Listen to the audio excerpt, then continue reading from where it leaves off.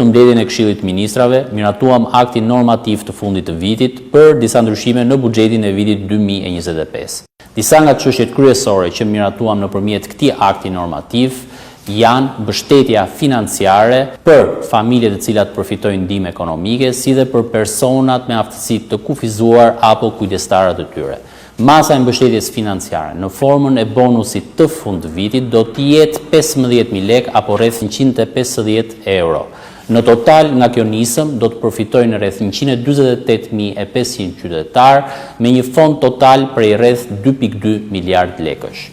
Një nga vendimet më të rëndësishme të ndërmarra nga Këshilli i Ministrave lidhet me përdorimin e fondeve nga ana e ministrive apo institucioneve buxhetore.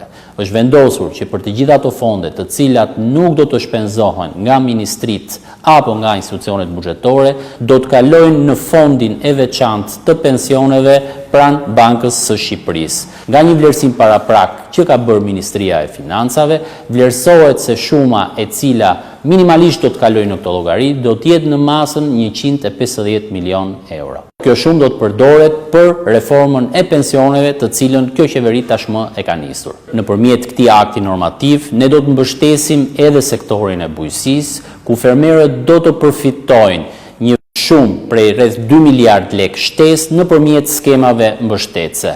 Në total, fondi i alokuar për vitin 2025, ku fermerët kanë përfituar drejt për drejt nëpërmjet këtyre skemave mbështetëse, shkon në masën 6.4 miliard lekë, krahasuar me 5.3 miliard lekë që ishte në vitin 2024. Shëndetësia është një tjetër sektor që do të mbështetet nëpërmjet këtij akti normativ, ku do të përfitojë 18 milion euro shtesë mbështetje për ilaçe nëpër spitale.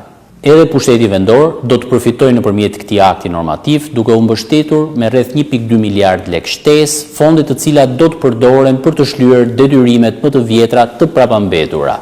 Në total, vlera që po ja alokojmë pushtetit vendor është e barazvlefshme me rreth 40% të totalit të detyrimeve të prapambetura që kanë këto bashki. Këto janë vetëm disa nga politikat që kemi parashikuar në këtë akt normativ, natyrisht për të garantuar që fondet publike përdoren aty ku nevoja është më e madhe. Ministria e Financave, nga ana tjetër, është këtu për të garantuar stabilitetin ekonomik, si dhe të zbatojë politika të cilat synojnë mirëqenien sociale të qytetarëve të vendit tonë.